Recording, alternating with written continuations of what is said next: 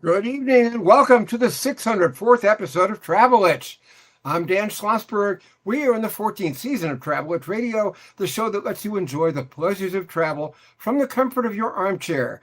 Every week at this time, we talk to people representing destinations, hotels, airlines, railroads, car rental companies, and others in the world of travel and hospitality, from authors and bloggers to broadcasters and publicists. If it's got anything to do with travel, it's got everything to do with Travel Itch. Our guest today is Konstantin Gustrosas, General Manager of Chicago's wonderful Palmer House Hilton. Welcome, Gus, to the new video Travel Itch. Dan, thanks for having me on. It's a pleasure to be here.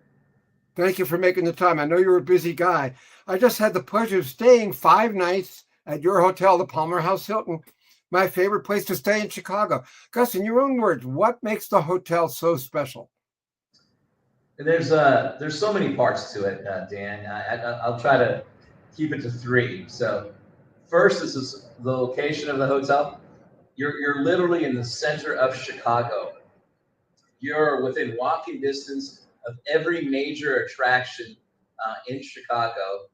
I would say anywhere from 1 minute to 20 minutes tops. You can be in any part of Chicago that anybody knows anything about the city would go to. The second part is just the history, the art, and the architecture of this hotel. We've been here for 154 years.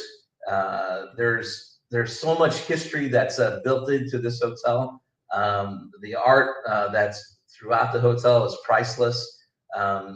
We'll talk more about the history and what makes this special as we go on into this interview.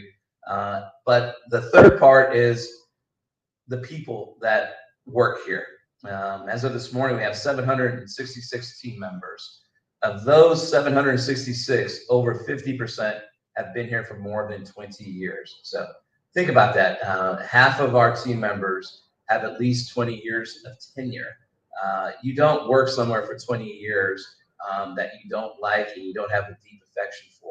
So that passion for what they do comes through to everybody who comes here as a guest.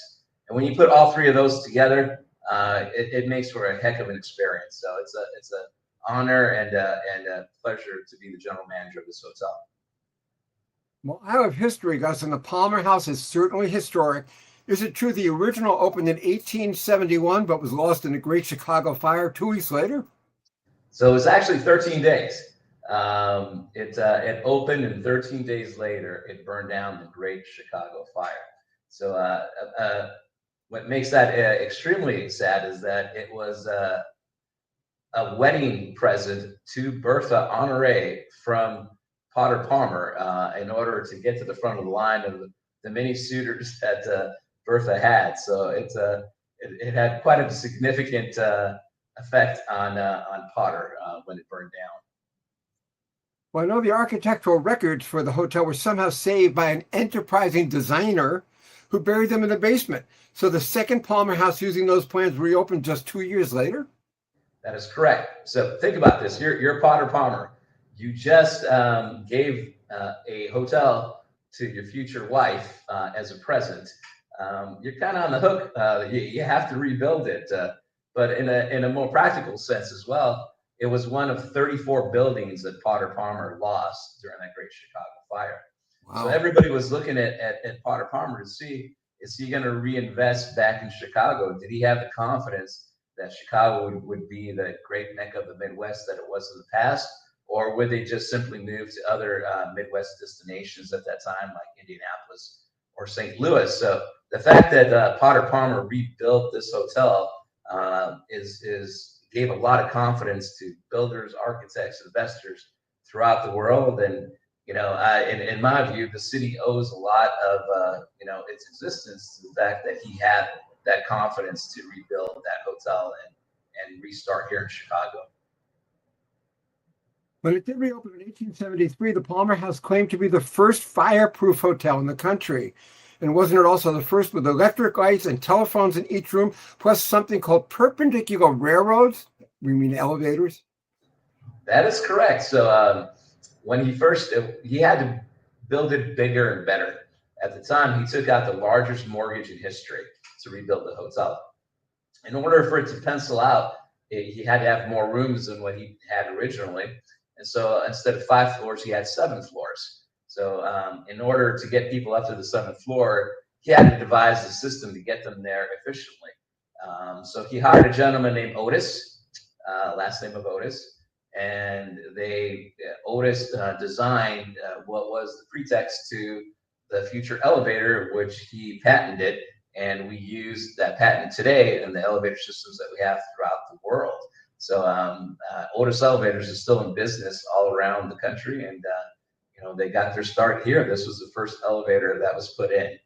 They also built it out of lined concrete and claimed that nobody could burn it down. So there was a lot of innovations. In 1893, at the Great World Exposition Fair, when Tesla first introduced his invention of electricity, he had to have it. So it was the first building in Chicago to have electricity, as you said. So as it evolved throughout the years, there were many firsts happened at this hotel, and I'll go over those as we get further into the interview. A lot of fun stuff that started here at the Palmer House. Is it true the Palmer House was rebuilt again in 1925 without ever closing? And is it also accurate that the new revamped version had 2,000 rooms, 3 miles of corridor, 3.5 acres of windows, and so much electric wire that it would have stretched around the equator, replaced end to end? All true, Dan. That is all true. So in 1925, the heirs of the Palmers, their sons, it was time to make the next version of the Palmer House. So they built and they bought some buildings adjacent to the location that's still here on State and Monroe, and they started to build half of what is now the Palmer House in 1925. And when that half was complete, they tore down the second version of the Palmer House and built the second half of the hotel. And that is the hotel that we have today, with the exception of the 2,000 rooms. So when Conrad Hilton bought the hotel, he combined some of the rooms. So we shrunk down to 1,641 rooms. And it was a part of some other innovations. Again, we'll talk about as we get further into the interview. But yes, it was the largest hotel in the world when it was first built. So it's still the same. That same building still exists today. Well, let's talk about the 21st century version of the Palmer House Hilton. How many rooms, restaurants, and lounges do you have? So we were 2,000 rooms. It shrunk down to 1,641 guest rooms, and Shrinkage.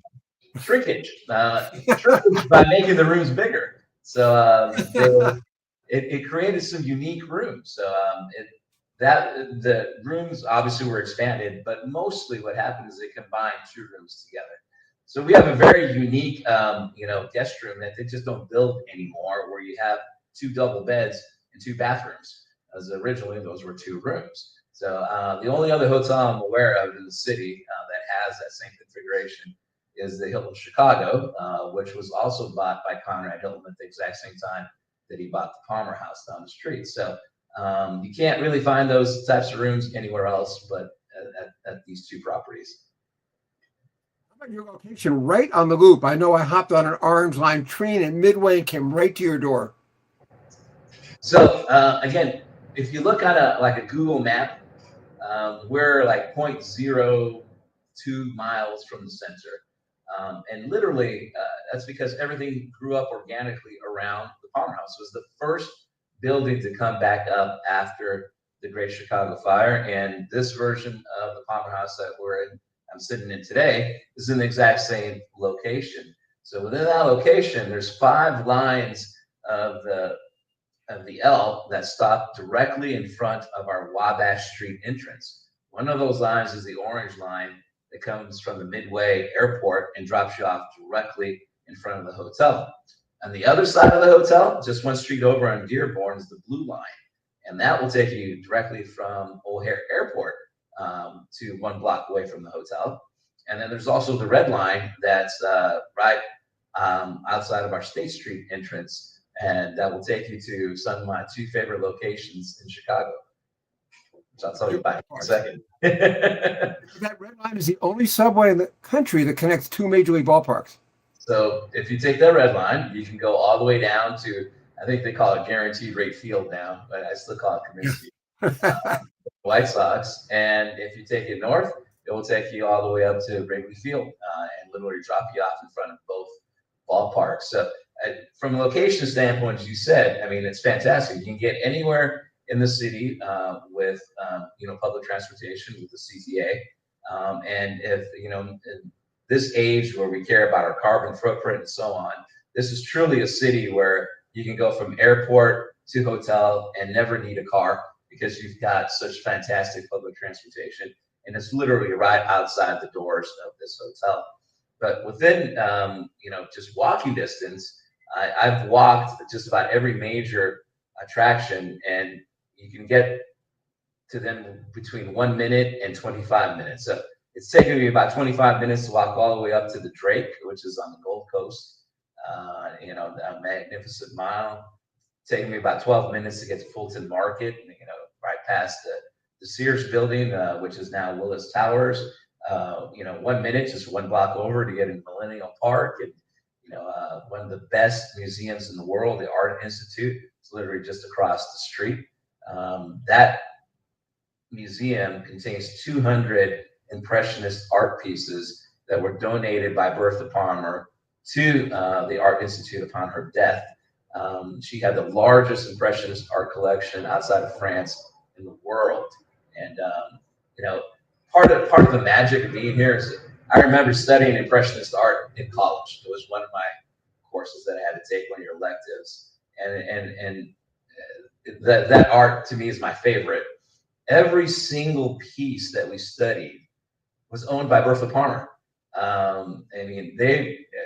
The very, paintings that were in my books that, you think are in the Louvre or somewhere else, they're at the Art Institute, and they were owned by Bertha Palmer. So that's the type of history, that kind of connection you have to this hotel.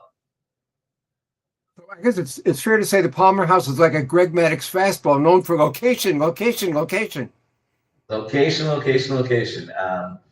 You're, across the street. We're in the theater district here. So you're within 10-minute walk of every major theater in the city. You're 2 blocks away from Millennium Park and the Bean. You're 1 block away from the Art Institute. You're about 6 blocks away from the Sears or Willis Tower. From the Magnificent Mile, you're about 10 minutes walk. And within a 3-block radius is every restaurant and bar, you can think of in the city. I don't need to go more than 2 or 3 blocks. We have the what used to be the flagship Marshall Field, which is now flagship Macy's, just 1 block away as well. So from a shopping corridor, straight street corridor is second to none. Everything is around you here. The vacation you can have here is second to none. We got to mention Route 66. This is the 100th anniversary of Route 66, and that's only about a block or 2 away from your hotel. Not even a block. It's literally on the corner of Adams and Wabash. So it's a half a block. Even better. Yeah, right there. It's right where the symphony plays as well. But that, next year, as you mentioned, is not only it's the 100-year anniversary of Route 66, but it's also our 250th year of, the United States. It's our birthday as well. So many a trip started or ended at the Palmer House for Route 66. So we're really looking forward to celebrating that next year. There's a lot that we've got planned. We've got a great package put together for Route 66 members for them to book into next year. That sounds great. We're talking with Gus Drosos, General Manager of the Palmer House Hilton. Gus, the Palmer House is known for its style. Anyone who walks into its lobby can see those beautiful ceilings. And the Empire Room portrays the French Empire period with mirrored wall gold relics from Napoleon, gold chandeliers bought by original owner Potter Palmer, who you mentioned. Please tell us more about that. Sure. The heirs, the sons of the Potters, this was an homage to their mother, Bertha Honoré, who was of French ancestry. So the high French Imperial style is throughout the entire hotel. You'll see it in the lobby, but you'll see it especially in the Empire Room. So now the Empire Room was a famous supper club from the 30s all the way up to the mid 70s when the last act played there. We have portraits throughout the hotel in our guest room corridors of entertainers. Every one of those entertainers played the Empire Room. And if you look at the lower right-hand corner, it will tell you the year that they played the Empire Room. So for those that just name recognition, Frank Sinatra, Dean Martin, Jerry Lewis, Dizzy Gillespie, Louis Armstrong, Sammy Davis Jr. So my favorite story is we had a dinner pianist, a very talented musician from Wisconsin, who used to play in between sets. He was discovered by a talent agent in the Empire Room, and after that blew up and became one of the most famous musicians of that era. And he came back later to play the Empire Room very many times. That entertainer was Liberace. So, Liberace was found and discovered here at the Palmer House. Pat Sajak of Wheel of Fortune, his first job was a front office, GSA at the Palmer House. So just cool stuff to be able to talk about. Well, presidents, politicians, and movie stars have held receptions in the grand and state ballrooms, and that includes Harry S. Truman in 1948 when he held up a copy of the Chicago Tribune that said Dewey wins. So this is the magic of the Palmer House, right? I actually just found that out just recently, and I look back and I think how many times I've viewed that image over my lifetime. And I first of all, I didn't realize it was the Chicago Tribune that he was holding up. And then second, I had no idea he was holding that up here at the Palmer House. So, I mean, for me, it's just, it's just fabulous to know that a famous picture, something that people know around the world and have studied in just about every single classroom, happened here. It happened here in the Grand Estate. So we have a large archive, and our director of risk management security, who's also a resident historian, she loves the history of this hotel, always looks through to find some things. And she recently unearthed a picture of Martin Luther King speaking in the Grand Estate in 1964. So we've displayed that with prominence in our museum, and it's just an honor to think that that Martin Luther King spoke at our hotel. 61 years ago, Martin Luther King was in here speaking. So that's just cool. You can't walk into any hotel that's just been built and state that. Well, it's really funny talking about pictures that you didn't know existed. About a year ago, I saw a picture of Hank Aaron, Jimmy Carter, and me that I had no idea was ever taken. I was interviewing Hank Aaron in the Braves clubhouse in September of 1973. They took the picture of Carter and Aaron. What happened was Carter was governor of Georgia then, but a big Braves fan. He came in the clubhouse, interrupted my interview with Hank Aaron, and somebody snapped a picture, and apparently it made the wires because it's still around. So I saw that picture again. It was really funny to me. That's amazing. My first picture I ever took of the president was with President Jimmy Carter here at the Palmer House. And it's one I treasure. He was such a gentleman, one of the kindest, folks I've ever met. And unfortunately he's passed, as we know. But again, I met him here at the Palmer House. It's just fantastic. Well, you mentioned all the famous celebrities who performed there. My favorite was Jack Benny, who was from Illinois, Waukegan, Illinois. And his picture is hanging up there too. I met Jack Benny when I was working for the U.S. I was in the U.S. Army Reserve in a communications unit, and I interviewed Jack Benny. That was wonderful. Yeah, was Jack Benny in the USO? I'm trying to remember. But yeah, we have pictures of Jack Benny everywhere. I mean, this was where the Rat Pack hung out. This is where Jack Benny hung out. So many stories were made here that you can't talk about. So we've had some banquet waiters. One who recently retired, been here almost 50 years.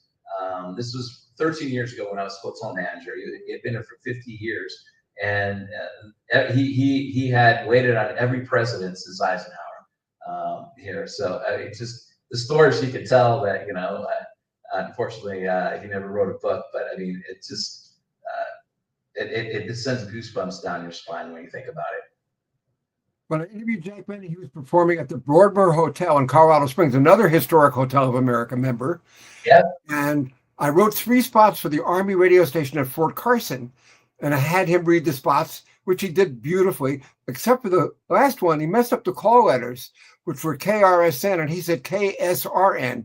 But he went through with it, and he said, gee, I did that lousy, didn't I? And it was so funny. We left it in just the way he said it. It's a true professional. He knows how to, come back from a mistake. Yeah, the show must go on. Anyway, this is Travel Itch with Dan Schlossberg. We are in our 14th season. We're live at 5 every Thursday on LinkedIn, YouTube, WhatsApp, X, and Facebook, among others. And we're talking with Gus Drosos, the general manager of the Palmer House Hilton in Chicago. Gus, how did the Palmer House help the Marshall Field Company mark its centennial? And what's the relationship between the hotel and the flagship store? So Potter Palmer was a true entrepreneur. So in 1852, he opened up a store with Mr. Fields, and started basically Marshall Fields. So he later moved on and stayed to the hotel side while Marshall Fields, became a brand that went all the way across the United States. But he helped them, and he introduced many of the sales tactics that we use today. He had bargain days and sales, and he specifically catered to women. At the time, Marshall Fields was the only store that females could go into unaccompanied by male, and it was also probably one of the first signs that we know of credit. So Potter Palmer created a credit they could charge to their room at Palmer House while they shopped over at Marshall Fields. So it was the first that we're aware of, but they can, that type of affluent client that came in during that time wanted to be able to go to Marshall Fields, which was the department store that everybody wanted to go to, buy whatever they want and put it onto their room at the Palmer House. So he had a lot of influence. He was also, I know you're a big baseball guy, but he was one of the original founders of the Chicago White Sox as well. So a lot that he was a brilliant business person. So with that kind of connection to Marshall Field, it was appropriate for us to help them in their 100-year anniversary. So again, this is something I learned recently as well, and I was able to find a picture of the actual cake. So they built they baked a cake that weighed over 1,000 pounds. It was displayed in the walnut room of Marshall Fields, and it took up about the same amount of space as their Christmas tree does every year. It went up, I want to say, like 30, 40 feet. I'm just judging from the picture that I saw. So at the time, I think it was the heaviest cake that was done. But I also did some research and found that heaviest cake now is 128,000 pounds. So we lost that title somewhere. Wow. So speaking of baking, how, when, and why did the Palmer House create the brownie? So this is the brownie is the creation of the Palmer House, and for that matter, the city of Chicago. Bertha Palmer is very prominent in the creation of the brownie. Bertha Palmer was the head of the lady managers for the Great World Exposition Fair that took place here in 1893. So she wanted to be able to bring a box, type of lunch for the ladies. And at that time, everybody wore like very intricate white gloves and dresses. So she wanted to have a portable dessert that didn't crumble like cake and get all over and wasn't, sticky like fudge. So she tasked the pastry chef at the time to come up with some kind of concoction, and he came up with the brownie. So we've had the brownie ever since. We still use the original recipe. Our pastry chefs make it every day. We sold 75,000 of them last year just through our express to you grab and go. So and we're ahead of pace this year. So we're hoping to get over 100,000 brownies sold. So It's Wow. yes, you're welcome, America. The brownie was made from the Palmer House. Okay, speaking of history, didn't the Palmer House once house a barber shop whose floor was inlaid with 300 silver dollars? It was. Potter Palmer knew that some of the most influential and wealthiest men in the nation would be at that barbershop. So he wanted to show that he too was a man of wealth and influence and stature. And so he had the floor inlaid with silver dollars and diamond patterns. So the every 3 years or so they would wear down and they would have to replace them. And finally, they had to stop the practice because it became illegal to deface, U.S. currency. So otherwise, it would probably still be there. But yes, it was absolutely true. A great place to schmooze is the hotel's 85-foot bar. Didn't it actually become the drinking center of Chicago? And the best part was the billiards room right next door. And didn't the hotel promote contests of all kinds too? That is absolutely true. So pre-prohibition, we had an 85-foot bar, and it was the place where everybody met. And right next to it was a billiard hall, which was used as professional billiards contests were held in there. So there would be all sorts of contests, but the most outrageous contest that Potter Palmer ever had wasn't related to either the bar or the billiard hall. It was he challenged anybody to try to burn down his hotel, and he said if the fire, you can start a fire in a room, and if it goes beyond just one room, you won't have to pay for the damage. But if it only is contained to one room, you will have to pay for the bad damage. So that was to reassure people after the fire that, hey, you're not going to worry that this hotel is not going to burn down. I don't think anybody ever took them up on that because that, would you take the chance of having to pay for that damage? Yeah, right.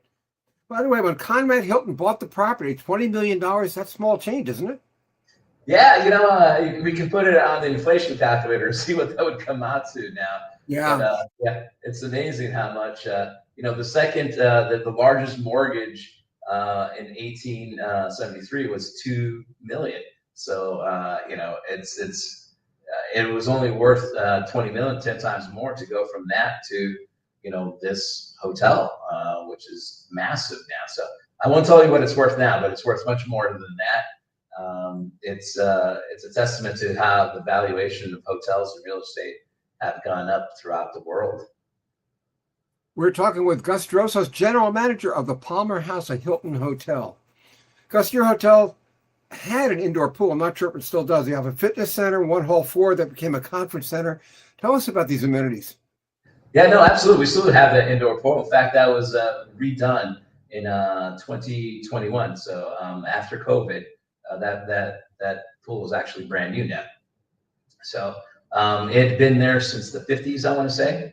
And the fitness center, I want to make sure to explain that this is not just a typical fitness center in a hotel. It's 8,000 square foot facility. It has 2 full service locker rooms that include dry heat saunas in both of them. The equipment that's in the fitness center, anybody can work out in there. I used to be a competitive power lifter, and I can still work out in there because there's plenty of free weights along with cardiovascular machinery and anything else that you can think of. There's a Peloton room, there's a yoga and Pilates room.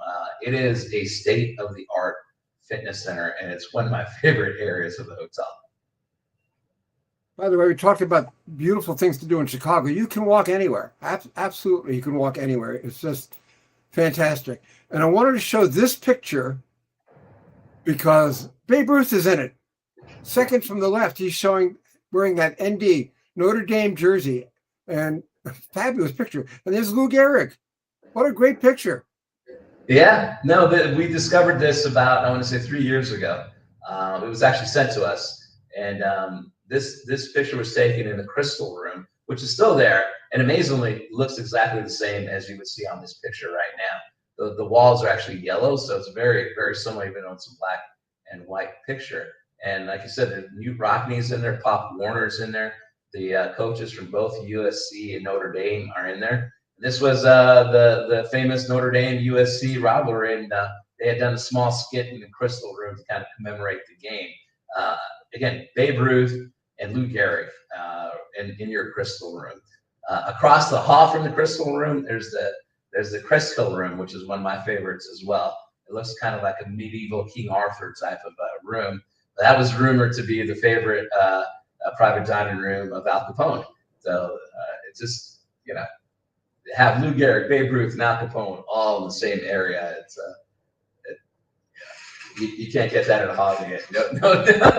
No deference to Holiday Inn. They're a great product. For sure. Okay, is there anything we haven't asked you, Gus, that you would like to add? I wanted to touch upon Route 66 because it's important that centennial year coming up next year.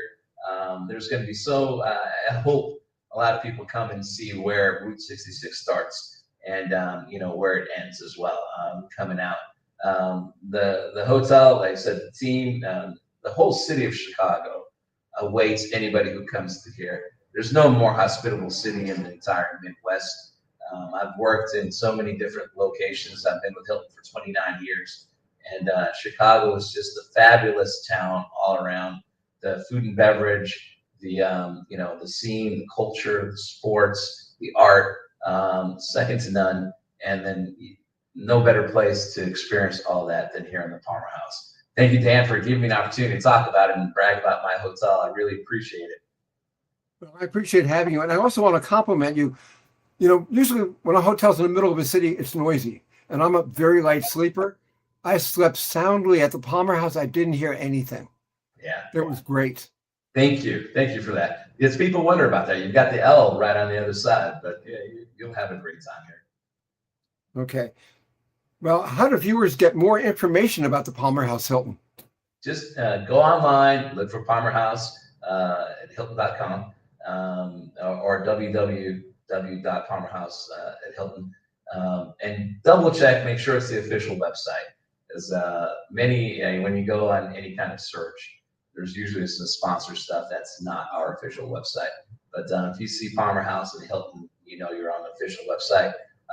You go on there, you can find anything. We're on Instagram, we're on Facebook. Look us up. We're always touting the new things that are going on. I know we're in the middle of summer, but around this time we start thinking about fall and winter. The activities in fall and winter in Chicago are just phenomenal. We have a huge holiday celebration. We have a 30-foot tree that we put right in the middle of the lobby, and just a great place to go and have a drink and take a picture with Santa. So look us up, Instagram, Facebook, or straight onto Google. Look up Palmer House Hilton, you'll find us. Our guest today on Travelwitch has been Gus Constantine Drosos, General Manager of the Palmer House Hilton in Chicago. Thank you, Gus, for visiting with us on Travelwitch. My pleasure. Thank you, Dan. Have a great day. Okay, you too. And viewers, with the Hall of Fame induction weekend right around the corner, this is the perfect time to share the excitement with my latest book, the new Baseball Bible, Notes, Nuggets, Lists, and Legends from Our National Pastime. Both a bathroom book and a coffee table book. It's an unorthodox illustrated history that is really everything you wanted to know about baseball, but we're afraid to ask. Anyway, it's called The New Baseball Bible. Get it today on Amazon.com. And that's it for this edition of Travelwitch Radio. This is your host and writer, Dan Schlossberg. Roger Noriega will be back in 2 weeks, and so will I. We're off next week covering the inductions to the Hall of Fame, which we just mentioned. When we return in 2 weeks, our guest will be Larry Horwitz, Executive Vice President of Historic Hotels of America. And of course, the Palmer House is an honored member of that group. Thanks for watching. Good evening and stay safe.